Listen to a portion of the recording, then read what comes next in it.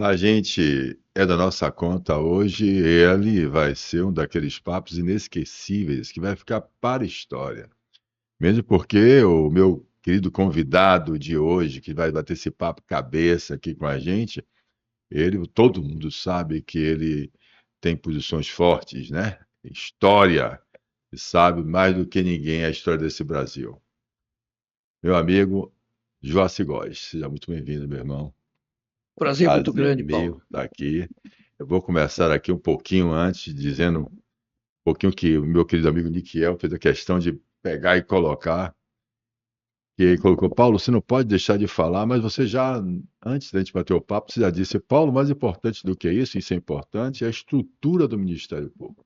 É, porque o Niquiel colocou aqui advogado, empresário, escritor, ex-deputado federal, foi relator do Código de Defesa, mas mais importante do que isso do consumidor, né, na Assembleia, gente, de 1987. Todo mundo sabe que eu defendo muito, né, a Constituição de 88, e eu digo que a gente, nós somos cidadão brasileiro evolutivo, mas a gente não consegue evoluir de 88, né? Mas ele constituiu essa Constituição que está aí. Mas o mais importante, como ele falou, não deixar de prestar atenção na estrutura do Ministério Público. Né? O que está acontecendo no Brasil tem muito a ver com afastamento. Eu vi uma entrevista também, Joacir, de Joaquim Barbosa, o ministro, e de Helena Calmon, também. E com, eu diria assim, somando o que você observou, as proteções do quarto poder, a preocupação de a gente ter exatamente as formas da gente se blindar, para que a gente não perdesse a essência da ideia da Constituição de 88 e do Estado Democrático de Direito. Então, veja bem, o papo vai ser muito interessante. Eu vou deixar meu amigo Joaci. Ah, tem mais, deixa eu continuar. Tá? É porque quem faz 87 anos e meio, Quem dia já 20 fez? de agosto, né? Não, já tem 87,5. Já Faço tem. 88 em Então, agosto. então, quem já tem 87 e meio vai fazer 25 de agosto, né? 25 de agosto, não é isso? Seu É. aniversário? Então, a gente precisa entender um pouco de história. Fundador do Grupo Gosto com a Bia, uma trajetória no empreendedorismo, na comunicação. Né? A gente conhece todo mundo aí, conhece Marcelino Sacramento e a turma que está aí, conhece exatamente a tribuna. E tem uma coisa que me orgulha muito, né? Conselheiro da Associação Comércio, do Conselho Superior da Associação Comercial da Bahia, fazendo parte, integra nosso conselho, e hoje preside o Instituto Geográfico e Histórico da Bahia também. Nós temos um amigo em comum também, que é meu amigo Maurar de Castro, Eduardo Castro. Gente boa, eu digo a Que você foi que ele presidente do Instituto e presidente desta daqui, casa. meu benchmark. Né? Não sei se você sabe, e como concorrente meu também, eu Uma digo grande todo mundo, figura. excelente figura. Então, veja bem, tem uma coisa que ele fez questão de colocar aqui também, né, que a gente vê você defende muito ensinamento básico, né? Neonação se desenvolve esse ensinamento básico.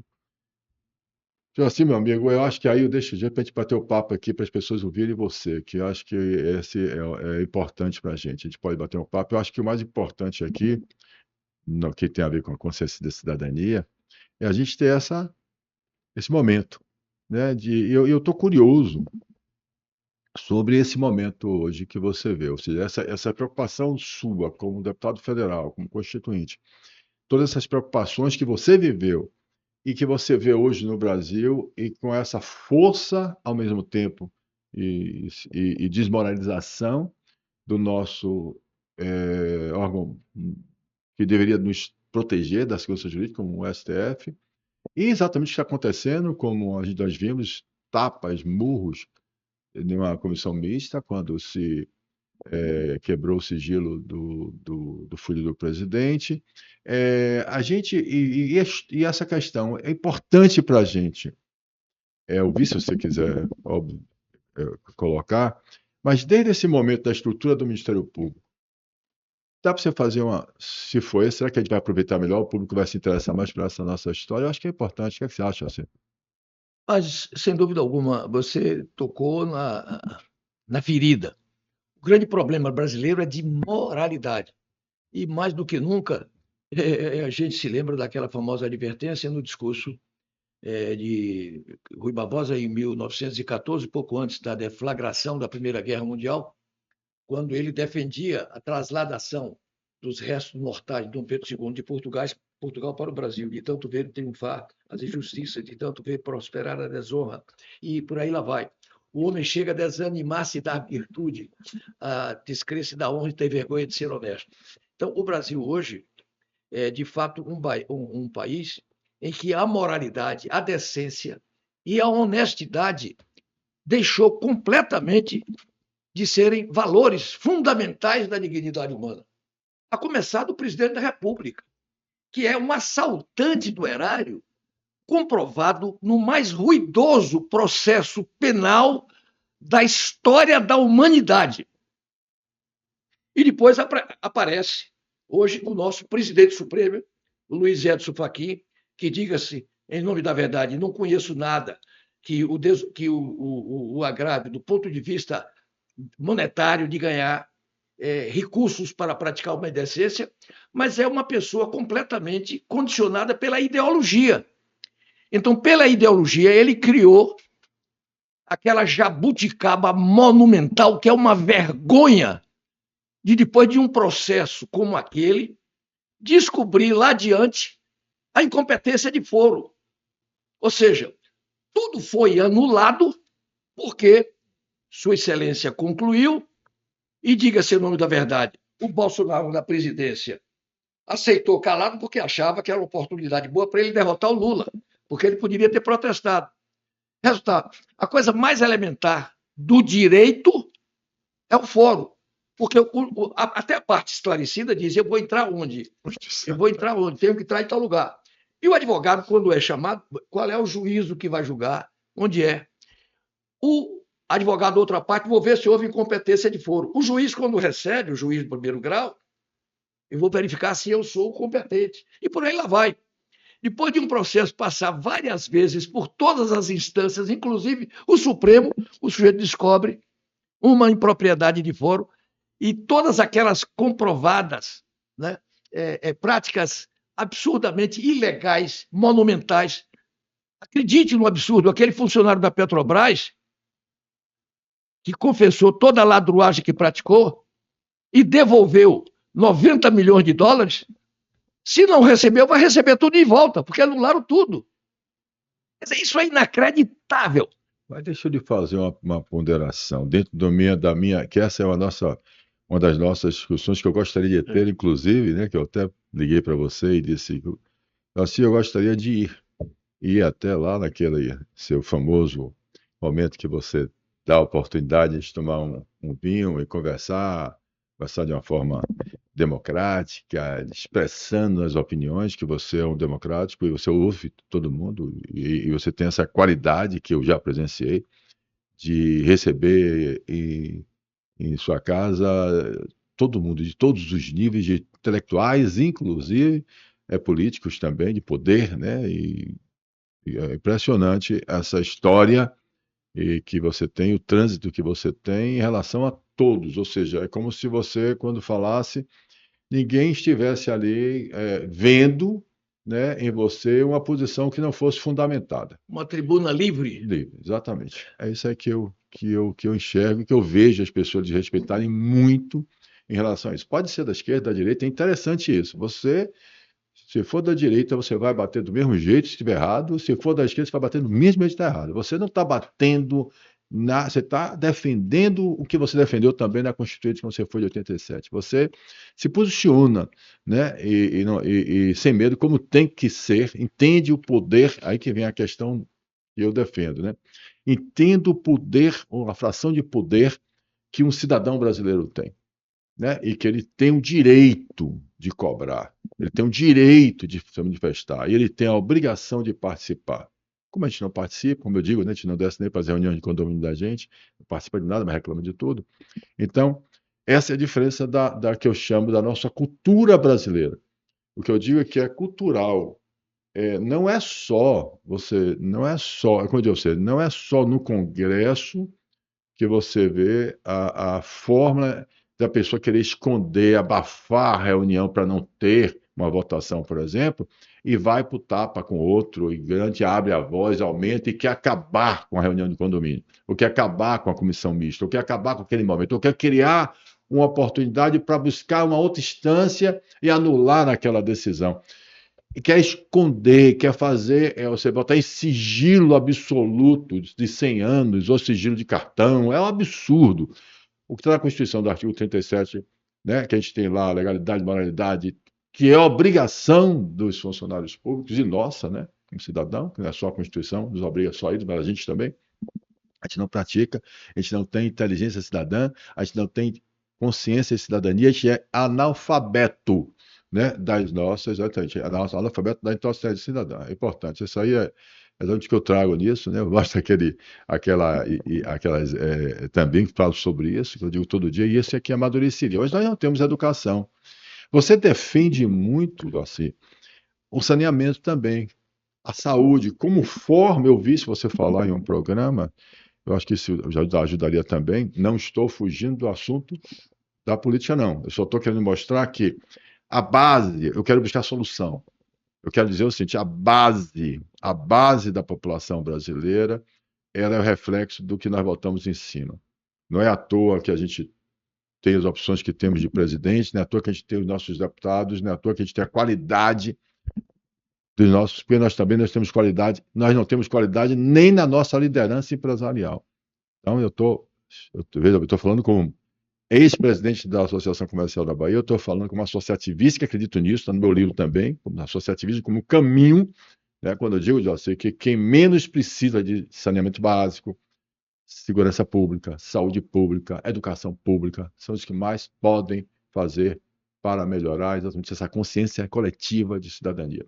Então, a gente precisa mobilizar. Mas até nós, e eu não estou falando de poucos, não, também, quando temos oportunidades, somos oportunistas, a gente quer transformar uma instituição em propriedade privada, que é como se fosse nossa, e o pior, sem ter o cuidado que a gente tem quando a empresa é nossa. Principalmente a empresa é nossa, a gente tem cuidado, a gente quebra, e o Estado não. Então, você não acha que isso tem a ver, veja bem, não é com a educação formal, mas acho que a gente deveria ter um movimento que formasse mais pessoas com o seu pensamento? Olha, sem dúvida alguma, mas para você chegar a isso, a história mostra que só há um caminho, que é o caminho do esclarecimento. Aufklärung, como diria Kant. Agora, esse esclarecimento você só chega por via educacional, que não é uma coisa de curto prazo. O Brasil fica sempre dizendo assim, não, mas a educação demora, mas tem que chegar um dia. Então você hoje vê a tragédia que é a educação brasileira. Então, o cidadão que não é esclarecido, ele não compreende senão as coisas que ele vê. Então, se ele olha e verifica que a esperteza macunaímica, como disse o Mário de Andrade, eu escrevi Macunaíma durante a Semana da Arte Moderna, que é o herói sem nenhum caráter. Então, é o triunfo. A esperteza é o triunfo. O Pedro Malas Artes, lá atrás, era o símbolo da esperteza nacional. Nós valorizamos a esperteza em lugar da honradez. Essa aqui é uma grande verdade. E você vê, olha as lideranças nacionais, os grandes líderes. E no caso da educação, você vê o absurdo que a Bahia está dando um exemplo mundial. A Bahia, o atual governador, proibiu a reprovação da escola pública. Isso é inacreditável. Isso é absolutamente inacreditável. Proibir a reprovação. E todo mundo sabe que o ser humano está lá, Pavlov. Se você tem que coibir as posições erradas. Resultado. Como é que você marcha? Por isso que a Bahia está numa dessas piores posições no Brasil, o penúltimo lugar. Quer dizer, na realidade, o último lugar, porque o penúltimo foi obtido graças a essa avaliação que leva em conta essa aprovação em massa que acontece aqui na Bahia. Esse é um ponto. E o outro ponto é o de saneamento básico, que eu quero repetir aqui para você, não, esse é importante. Que é o seguinte, a maior ONG do mundo, entendeu? É a Oxford Family, que foi criada durante a Segunda Guerra Mundial na Inglaterra, em 1941, e hoje é a maior ONG do mundo. Ela age conjugando os esforços de 100 grandes ONGs mundiais. E o seu objetivo é examinar a diferença entre os povos e entre as pessoas e as causas dessa diferença. E aí fez um estudo no Brasil, na cidade de São Paulo, examinando em grande profundidade 2 grandes bairros. O bairro de Higienópolis, que é onde tem 100% de saneamento básico, e o bairro de Tiradentes, que é um grande bairro popular de São Paulo, onde o saneamento básico oscila entre pouco ou quase nada. Fez o exame completo. Escolaridade, de renda, uma diferença abissal.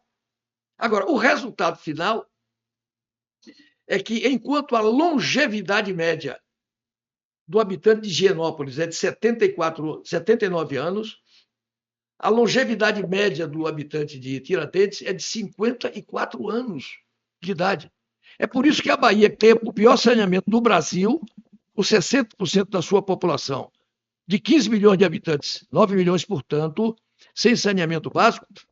Em números absolutos, nós temos mais pessoas sem saneamento básico do que em São Paulo, onde a população é quase 3 vezes maior do que a do Brasil, porque lá a ausência de saneamento básico é menor do que 20%.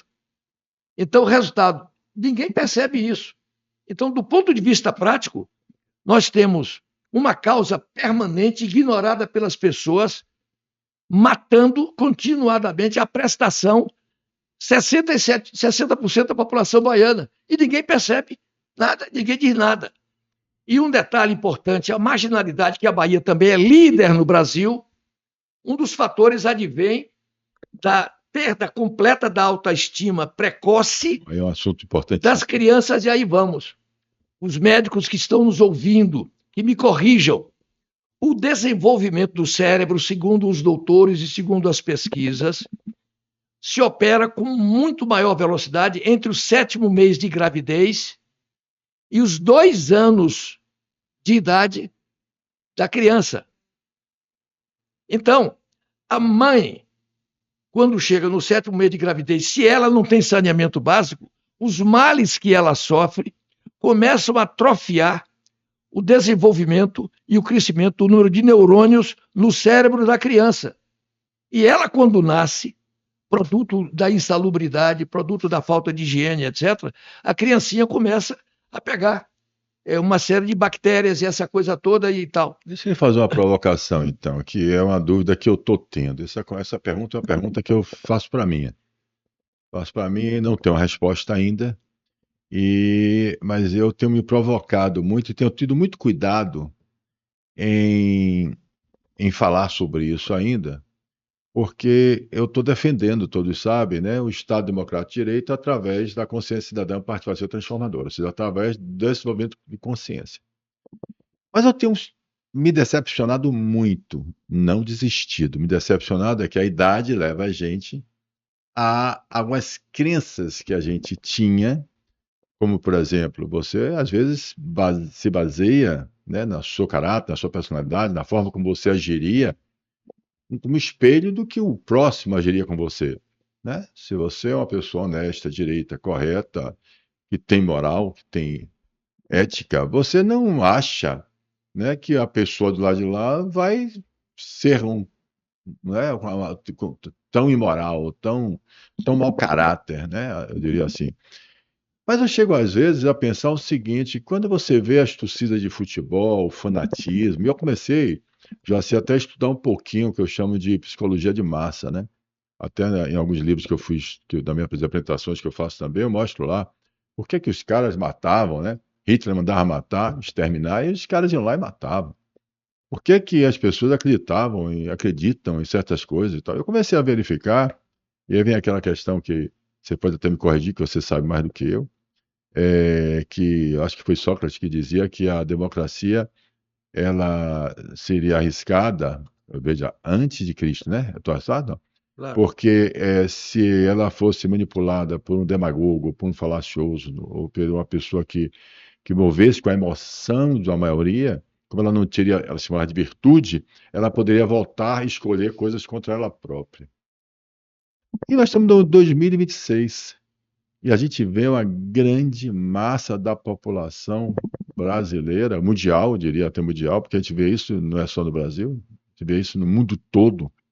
A pergunta que eu queria fazer é o seguinte: será que a questão só é saneamento básico ou a maioria da população mundial, efetivamente, ela não tem oportunidade, não foi treinada, não é treinada para você se ver livre, ou seja, você ter a capacidade analítica e crítica das avaliações das informações, ou para se livrar de uma boa conversa, uma boa narrativa, de uma conversa fácil, bonita, emocional. Qual é o seu pensamento mais do que você? O que é que você acha desse pensamento? Eu estou muito doido? Não. E aí você me deu até a condição de não só concluir no meu raciocínio, como responder completamente a sua pergunta. E dizer o seguinte: quando a criança chega aos 2 anos sem saneamento básico, ela está com o seu comprometimento intelectual já realizado. Ela entra na escola e não consegue aprender. Ela começa a sofrer bullying porque ela é tida como burrinha. Não é, é porque ela está com déficit intelectual. E aí ela sai da escola, é a evasão escolar. Ela não consegue emprego, ela se transforma em alvo e conquista fácil do crime organizado. Ponto. Então, sem saneamento básico, do ponto de vista da saúde, os indivíduos não conseguem avançar para compreender a complexidade do mundo moderno. Ponto. Agora, indo ao âmago da sua pergunta. No ano de 1800, a população mundial era de 1 bilhão de habitantes. No ano de 1800. 90% viveu abaixo da linha da pobreza. Hoje a população mundial é de 8 bilhões e picos de habitantes. 91% estão acima da linha da pobreza, só tem 9%. A gente tem a impressão que a miséria aumentou. Mentira, reduziu brutalmente. E terceiro, aí é que veio. Nunca a humanidade, até hoje, viveu um período de tamanha paz social quanto hoje. São os dados.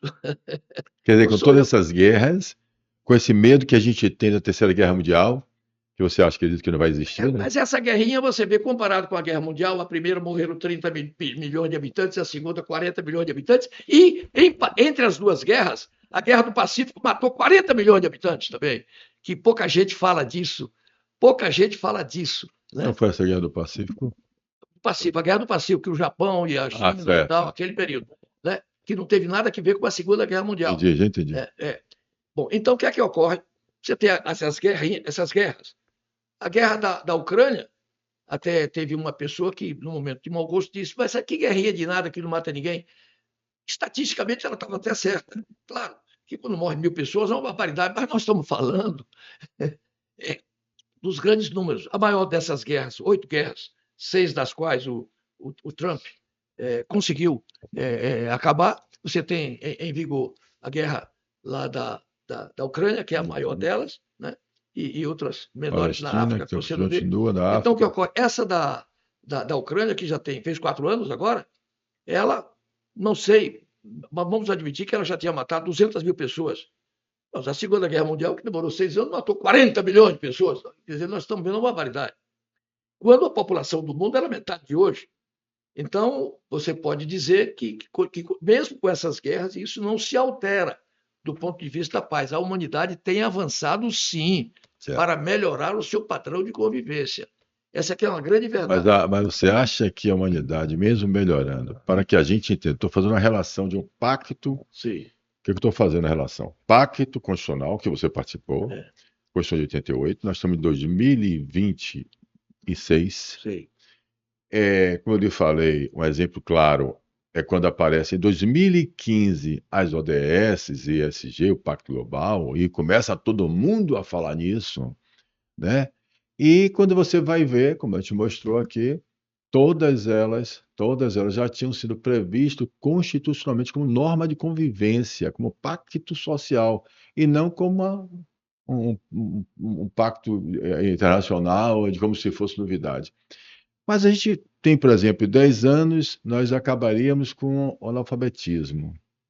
Então, assim, a gente não só não acabou, como a gente parou de medir, como a gente vai medir agora o analfabetismo funcional, que é pior ainda. Claro. E o pior ainda são os professores de universidades que se acham mestres, acham os professores de universidades, e que efetivamente eles são alienados.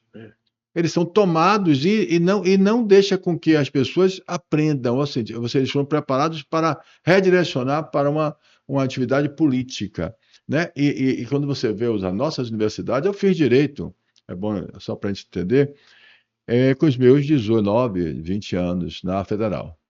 Então, eu fui aluno quando a Faculdade de Direito ela era ainda muito tida como das melhores faculdades do Brasil, Sem né? dúvida. Depois disso, eu só tenho 8 anos formado, que você sabe disso, eu me formei depois da Operação Alquimia, depois que eu fui preso, que está no meu livro e tudo mais, como sonegador bilionário, você sabe a história também, e é por isso que me despertou esse propósito, as pessoas não compreendem. Por que é que eu, empresário, nato, né, mesmo com a história bem simples, com a história que eu tenho, mesmo assim, depois da Operação Alquimia, você vai empreender de novo, mas você vai se doar. Eu estou em dislexia, eu não posso escrever. Quem já me ajuda muito é o Niquel, que está do lado assistindo aqui a gente, para escrever esse livro. E veja bem, e a partir desse acidente também, provocado exatamente pela irresponsabilidade, por um erro absurdo do Estado, é que eu fui ver que nós não temos segurança jurídica. Eu fui ver que a Constituição não respeita os nossos direitos. E é por isso que eu luto por eles, A pelos direitos. Constituição respeita. Os intérpretes é que não respeitam. Exatamente, você está perfeito. Correção feita. A Constituição foi muito, por isso que eu defendo ela. Claro.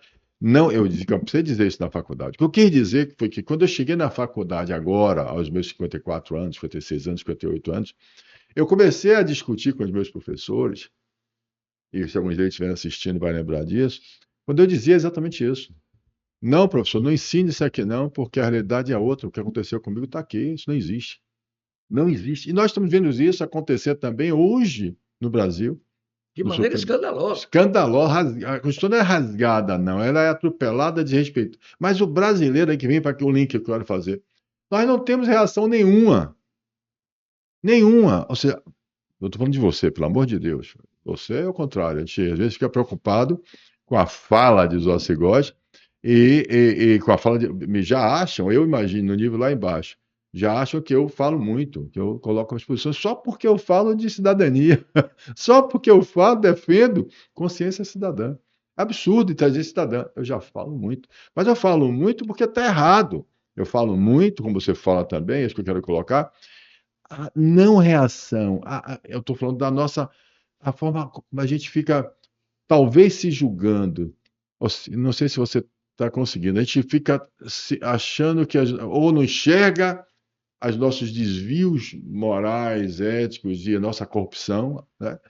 Então permite a corrupção, o desvio, e a gente parece que as pessoas pensam, eu tenho certeza, que a maioria, quando vai ligar e não vai ter reação, eu posso atropelar, eu posso criar, e aí já é uma crítica minha, um código de ética para falar em criar um código de ética para o Supremo Tribunal Federal. Pelo amor de Deus. Aí eu me lembro aqui com a Eliana Calmon, quando a gente esteve aqui com ela, que ela disse: espera aí, a gente já tinha tudo isso previsto, a gente previu, e depois foram destruindo. Quando você viu, quando eu falei, o Joaquim Barbosa, começando a falar, isso vai ser ruim. Né? Eu falava, vai dar merda, vai ser ruim.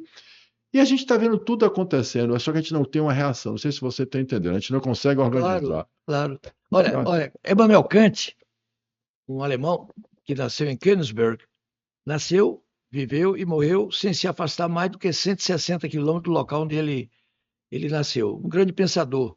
Ele, na crítica da razão pura, ele definiu integridade como obediência ao que não é exigido.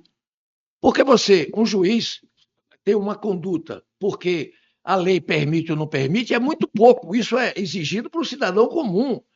Um magistrado a quem a sociedade confere poderes quase divinais, razão pela qual, quando Rui Barbosa interpôs aquele famoso habeas corpus na defesa dos marinheiros que se amotinaram no Rio de Janeiro, ele se dirigiu aos mesmos: vós sois maiores do que a coroa dos reis.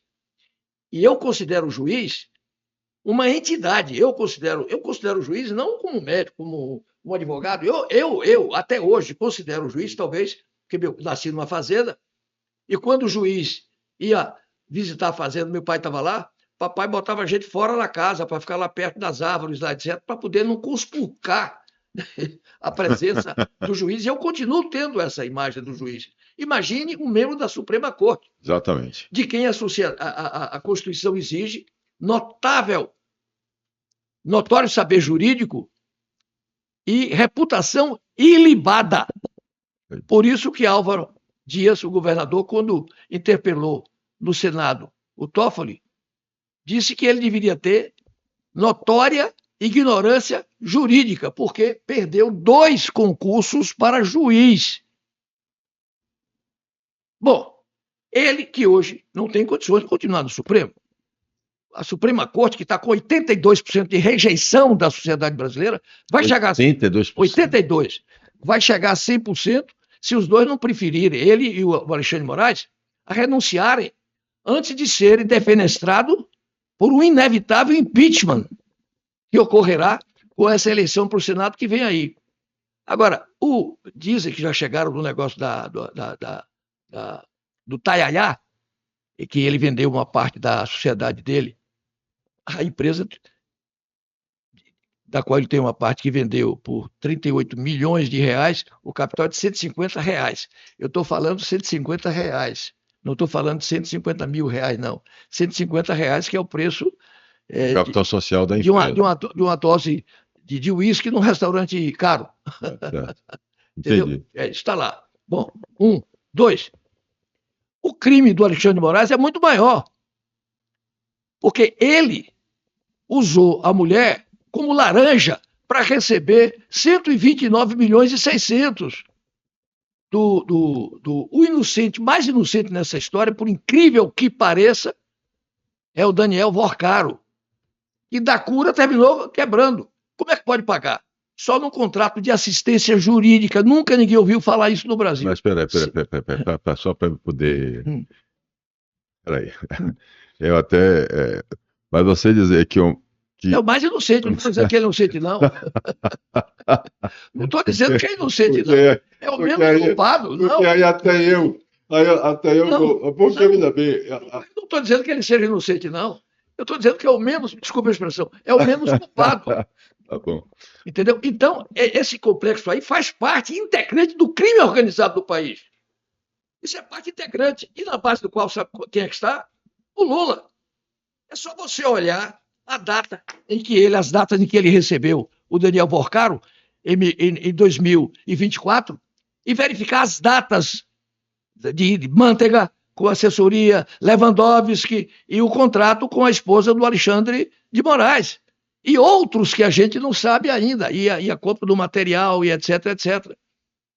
E o próprio Ibanez, que não tem condições, ele está envolvido até o pescoço, não vai ter condições de ser candidato ao Senado, entendeu? Nós temos que dar nome aos bois, não é possível. Pegar e vender, comprar, e tal, deu um buraco de 5,2 bilhões. E acredito que o Banco Baneb aqui da Bahia tem ineficiência, o Banespa de São Paulo, do Rio de Janeiro. O setor público, infelizmente, no Brasil, o setor público teria que cuidar dos aspectos fundamentais da sociedade e deixar esse negócio de criar riqueza para o setor privado.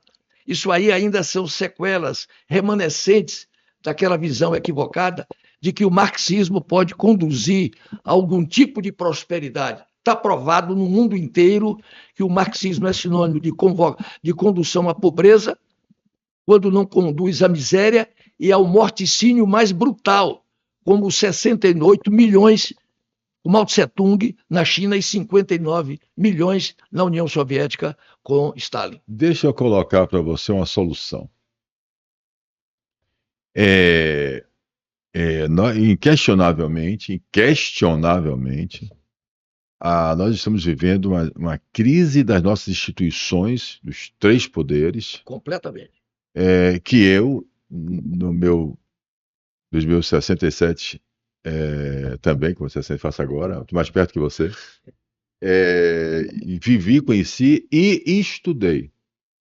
Entendeu? A gente lê também. O que eu tive acesso, né? Que a gente sabe que você faz isso muito bem, é um craque. Inclusive, você tem uma obra que eu admiro muito, fantástica, depois de falar sobre isso, que é A Inveja, né? Aquela aquele livro, né? A inveja nossa é de A cada Inveja dia. Nossa de Cada Dia. Ele é fantástico. Quem nunca leu, pelo amor de Deus, vai entender um pouquinho quem somos nós, né? E como é tão normal, tão natural ela está vivendo, convivendo. Você que está assistindo, com você que vai passar para o outro, ou não vai passar, ou está preocupado. Mas veja bem, o que é que eu imaginei? Né? Você sabe que eu sou um empresário, e empresário que faz, né? Eu não sei não fazer. Eu quero fazer. E eu quero fazer rápido, ainda por cima eu tenho esse problema, eu quero fazer já. E aí o que acontece? Eu tenho insistido, eu acredito muito, voltando à questão da psicologia, voltando à questão do ser humano, do bicho, o homem, nós, e eu fui dar uma olhadinha, eu já falei isso, pesquisar um pouquinho sobre marketing de massa, sobre psicologia de massa. Estava falando sobre isso um pouquinho antes. E você lembra, em 1929, da chama da liberdade, quando as mulheres, eu acho que é Oswald Bernard, que era o sobrinho de Freud, ele pediu para que as mulheres no desfile de moda acendessem o cigarro. E aquilo virou status, né? Fumar virou status. E aí a Hollywood, ou seja, os cinemas e tal, e isso o mundo todo passou a fumar. E aí foi a grana danada para os cigarros, para a indústria de tabagismo, e a gente fumava, Clóvis, o Joaci Góes, meu querido amigo, até na maternidade, quando nossos filhos nasciam, tinha lugar para gente fumar charuto e cinzeiro dentro do quarto. E dentro do carro com os vidros fechados e as criancinhas de colo na mão das pessoas, o sujeito fumava. Exatamente. A restaurante, avião. Era a ignorância de que o cigarro fazia o mal que todo mundo passou a saber que faz. Exatamente, né? Então, mas você vai entender. A campanha levou na liberdade feminina e o status, o fato de você se fumar, todo mundo fumar.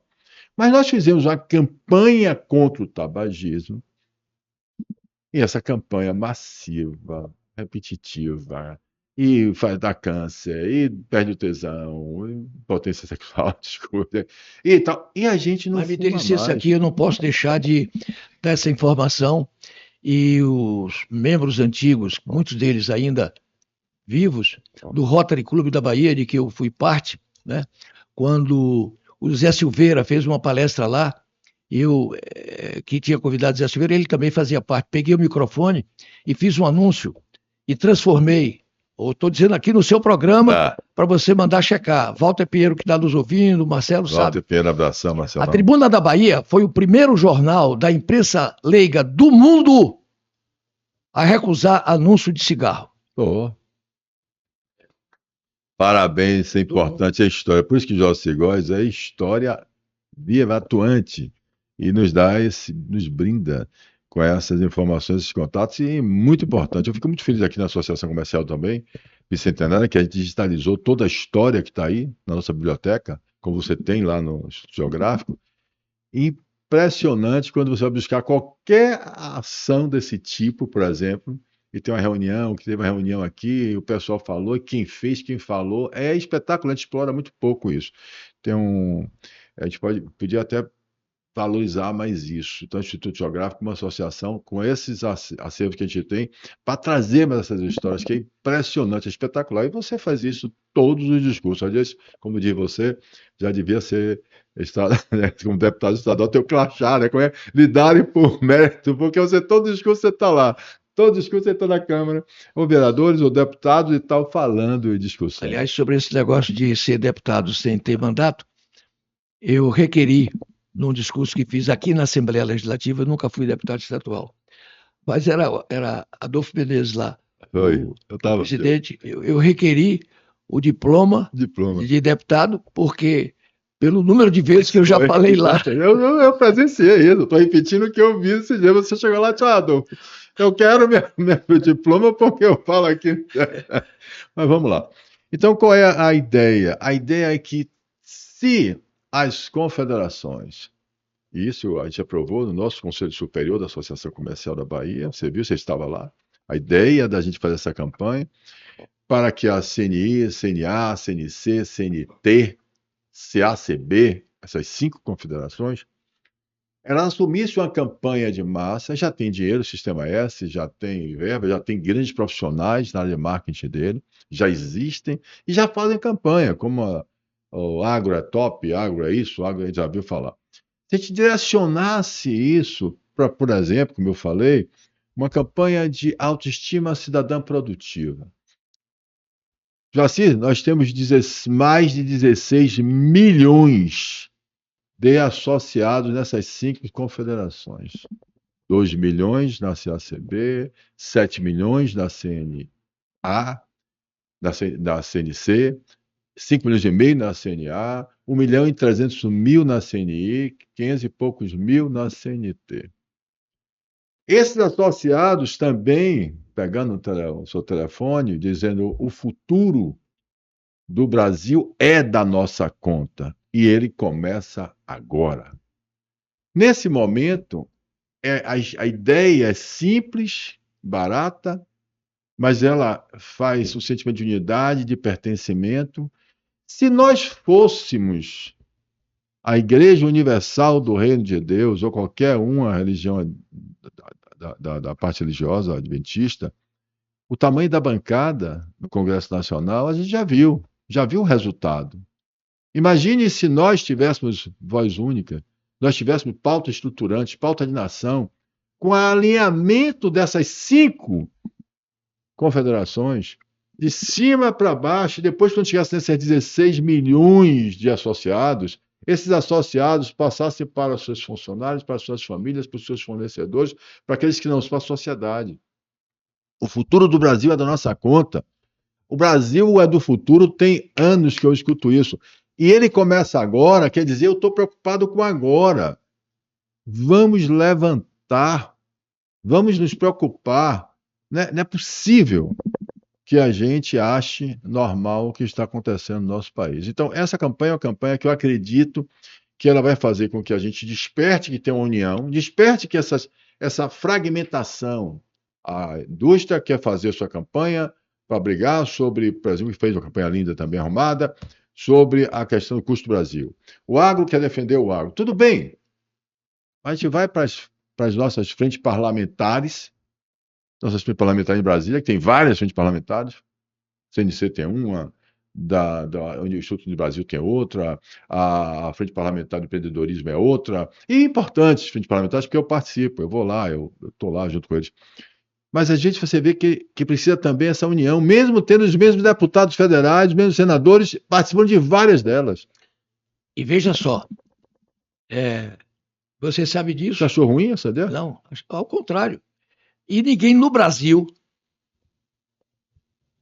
tem mais autoridade para liderar este movimento do que o meu ilustre entrevistador, você, porque é presidente do conselho desta, que é a mais antiga associação comercial de todo o continente americano. Isso aí. Todo o continente americano. E que, durante as primeiras décadas da sua vida, no século XIX, era uma instituição mais influente na vida nacional do que qualquer ministério do tempo do Império. Portanto, a validade do seu raciocínio e o esgarçamento dessa potencial força, né? Dessa coesão sinérgica dessas forças, lhe dá essa autoridade para você levar adiante esse raciocínio como um fator de advertência a essa enorme crise moral que atravessam os 3 poderes da República: o executivo, o legislativo e o judiciário, que se situam muito abaixo, pelo seu comportamento criticável, das exigências do cumprimento mínimo dessas suas elevadas atribuições como alavanca do progresso de um país que continua muito distanciado das suas potencialidades, razão pela qual continua sendo o país do futuro. É isso aí, muito bem. Eu vou bater palma, posso aqui nesse negócio e bater uma palma para você. Vem cá, minha irmã, essa foi boa. Gente, o que eu gostei muito, é importante para mim ouvir isso. Eu vi isso no Conselho também, você apoiou, mas é importante porque a gente pede, nós temos no Conselho também Humberto Miranda, né, presidente da Federação do Agro, da FAEB, nós temos o Carlos Passos, O da grande FEB. meu eleitor no passado e o grande prefeito Miguel Calmon. Exatamente, um abração para ele. Nós temos então aqui exatamente as entidades importantes, o Oliva também, que é da CNT, que me prometeu inclusive botar em contato com o presidente para a gente conversar sobre isso. Nós temos como fazer, entendeu? Assim, eu acredito que a gente precisa, e eu estou fazendo isso, usando esse prestígio, essa audiência e a credibilidade que você passa para as pessoas entenderem o que é verdade, porque você tem essa qualidade, você tem isso, você tem as pessoas. Fala de você escreve seus artigos duríssimos, que eles são duros, verdadeiros. Eu não estou ao contrário, eu estou dizendo que porque você vai e mostra, gente, o que está acontecendo é isso. Eu vou repetir. E eu sou testemunha que você poderia ser qualquer um. Afinal de contas, você vai lembrar que você também foi processado algumas vezes pela direita, pela época do Antônio Carlos Magalhães, né? E hoje você se relaciona super bem com a família toda, aliás, com todos. Você se relaciona com todo mundo, com direita, esquerda, centro, com... E eu quero dizer a você, contrariamente aqui às pessoas, eu nunca tive ódio de Antônio Carlos Magalhães.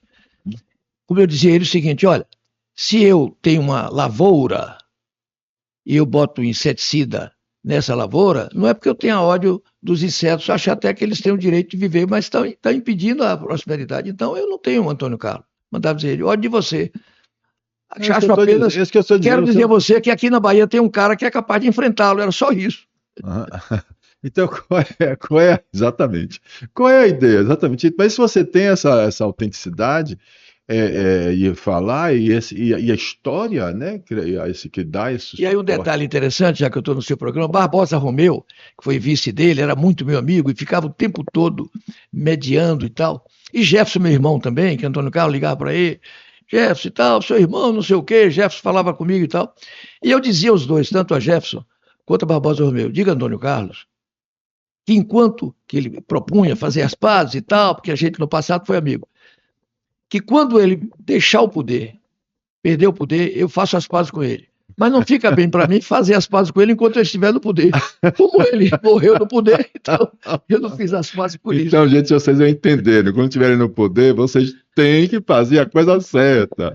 Tem que fazer o Brasil melhorar. É isso mesmo. Senão, seja quem for no poder, deixe para ser meu amigo quando você sair de lá. Porque enquanto você estiver no poder, faça o que a população brasileira precisa. Vou fazer uma campanha contra o seguinte: quem assumir munus público não tem o direito a manter as suas contas financeiras em segredo.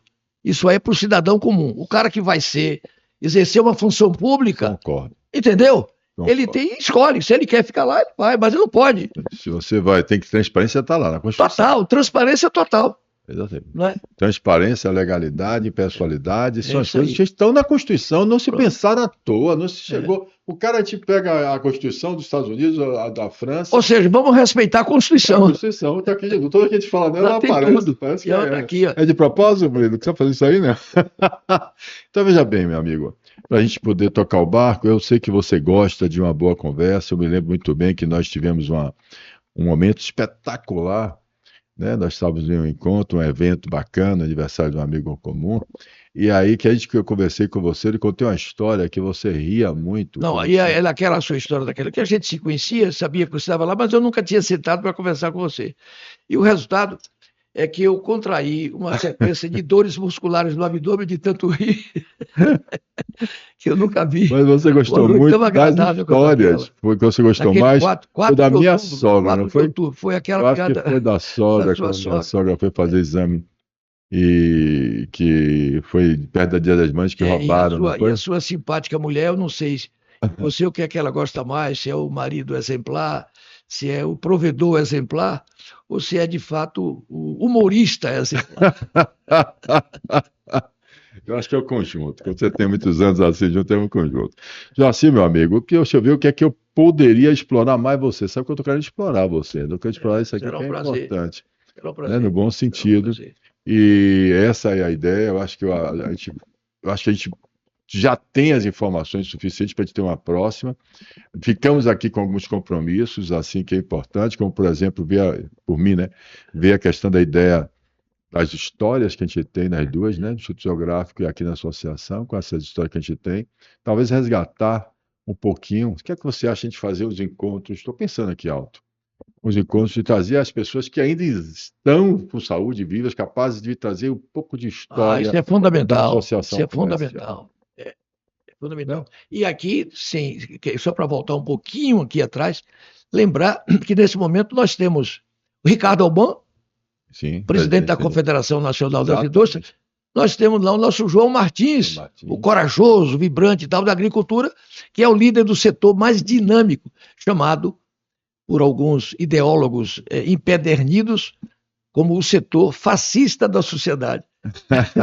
Você veja a que ponto nós chegamos. O setor que está segurando a economia brasileira. E tem uma questão, está na mão deles também, de João Martins, com Humberto, e eu provoquei o pessoal sobre a certificação da CGESCOM, que é a certificação da gestão com a consciência da função social da empresa. O que eu trago, foi bom você ter lembrado disso, o que eu trago aqui, a Associação Comercial da Bahia está com a parceria com a Fundação Paulo Cavalcante, que a gente criou e está aqui também no livro, é uma certificação como a OAB.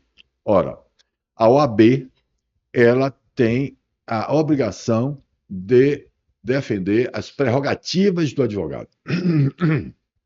A OAB, então ninguém deveria invadir o Instituto de Advocacia sem comunicar à OAB e sem a presença de um representante da OAB. Né? A gente sabe disso, é advogado também, eu também sou. Agora, o que acontece é assim, a função social da empresa, artigo 170 na Constituição, está numa lei de recuperação judicial, a fundamentação, a exposição de motivos para que a gente tenha uma lei de recuperação judicial é exatamente a função social da empresa. Então, que tem lá solidariedade, tudo, pagamento de tributos, manter as nossas instituições fiscalizadoras controladoras, bem-estar social, geração de emprego, tudo que a gente já sabe que o Estado faz se confunde com a função social da empresa no seu artigo 170 da Constituição Federal Brasileira. Então, a certificação brasileira, seja ASCOM, não é a ESG, não é a atuação responsável, não é uma ISO 9000, é uma atuação nossa, a certificação nossa, criada pela Fundação Sem Fins Lucrativos Brasileira e uma instituição bicentenária brasileira, que a gente precisa divulgar isso no Brasil todo, e as confederações, federações e associações têm que serem responsáveis também pela defesa da função social das empresas. Os empresários de empreendedorismo precisam se sentir acolhidos, tipo a OAB. Essa certificação também está pronta, a gente já testou aqui, nós estamos certificando 12 empresas na Bahia, né? Nós estamos com a Lemos Passos, Carbonó, o Valtetanos com a Reviver, Ideba, Bommix, Tecnosonda. Eu peguei, muitos vocês conhecem, os proprietários, Larco, do Paulo Evangelista, várias entidades, a gente pegou as 12 e vamos certificar lá. Ou seja, o que quer dizer? Nós vamos auditar as empresas, vamos verificar as empresas se elas são corretas, vamos comunicar isso às regras, aos controladores, fiscalizadores, vão saber que isso existe, vão saber que a gente fiscaliza ele, vão fazer uma comissão mista, inclusive com instituições públicas, né? Seja Fazenda, seja Ministério Público, seja o que for, para que a gente seja o órgão, exatamente como tem na comissão da OAB, de ser a comissão que julgamento da conduta, mas a gente não pode destruir pessoa jurídica. A gente pode e tem que punir a pessoa física que comete corrupção, que comete seus erros, mas jamais destruir a pessoa jurídica que tem função social, que emprega, que paga imposto. Então, essa certificação é outra coisa que poderia ser também acelerada com essas mesmas pessoas que você colocou, com as confederações, e vir de cima para baixo. Eu acho que ganha todo o associativismo, todo o sindicato, ganha todos nós. Entendeu? Eu quis aproveitar isso também, porque foi mais uma ideia só, mas eu estou aproveitando você, já que você falou o nome deles, que eu sei que eles vão assistir. E aí, quando eu vejo, nossa, igual você está fazendo, vou assistir. Aí vai assistir, aí chega lá, vou aproveitar e fazer um corte. Essa parte é boa. Já se falou o nome dos caras, bacana, legal. A gente precisa realizar. Meu amigo, de coração, diga o que você quer falar para o pessoal aí. Me permita dar uma palavrinha final. Claro, total. Anunciando já os 179 anos de nascimento de Castro Alves, que ocorre no dia 14 de março. Agora, que você tem tudo. Tem a biografia, tem o espírito, tem os livros que já escreveu, tem a titulação, a sua vinculação a essa casa bicentenária, com tantas tradições, de realizar aqui nesse salão, que é o mais belo salão de um espaço qualquer que eu conheço do Brasil, esse da Vai ser Associação quando? Quando é que Comercial vai da ser? Bahia. Vai ser quando? Não, Não estou sabe. dizendo que o aniversário de Castro Alves vai ser no dia 14 de março, festejado no Brasil em vários lugares. Tá. Ponto. E eu estou apenas dizendo que essa sua liderança, o propósito de você executar isso, tudo isso a ser realizado nesse espaço Tá. da Associação Comercial, que é o mais belo espaço que eu conheço no Brasil, e que ainda tem uma circunstância adicional que eu me emociono toda vez que falo nisso, que foi ali, dentro desse espaço, que no dia 10 de fevereiro está lá a placa, a entrada à esquerda da porta, de 1871, que o maior poeta do Brasil e do mundo, Antônio Frederico de Castro Alves, declamou pela última vez. É isso aí. Maravilha. Importante. Meu amigo, por favor, se despeça aí com essa câmera sua. Prazer muito grande falar aqui nessa Associação Comercial da Bahia, tanta tradição, e ser entrevistado por essa personalidade que já tem feito tanto pelo Aufklärung, para usar a palavra alemã, esclarecimento, né, das atividades e do exercício das possibilidades da Bahia, e cujos propósitos anunciados nos livros que escreve e nas propostas que defende, até através de sua fundação, tem muito ainda a contribuir para o nosso desenvolvimento. Eu agradeço muito, eu que agradeço, eu estou muito orgulhoso de estar tendo esse privilégio, muito obrigado. Eu acho que todos nós agradecemos, e eu tenho certeza absoluta que unidos, né, e transmitindo essa consciência de cidadania, é da nossa conta, o futuro do Brasil é da nossa conta, ele começa agora, isso faz parte de uma construção, e a casa já está sempre, a casa que eu falo, esse portal, meu portal, porque a casa é da sociedade, é da história brasileira, à disposição, para a gente sempre batendo esse papo maravilhoso, que eu aprendo muito, acredito, eu tenho como mestre, né? Eu falo isso para você, dizendo, mestre, mas é mestre mesmo. Então eu quero dizer que eu admiro muito, aprendi a admirar, observo tudo, quando diz assim, não tenho só o benchmark, que é meu querido Eduardo Castro, não. Tenho você também como uma pessoa que eu tenho uma admiração e respeito muito. Gente, pau na máquina, vamos fazer acontecer, é da nossa conta, futuro do Brasil, é da nossa conta, ele começa agora. Valeu.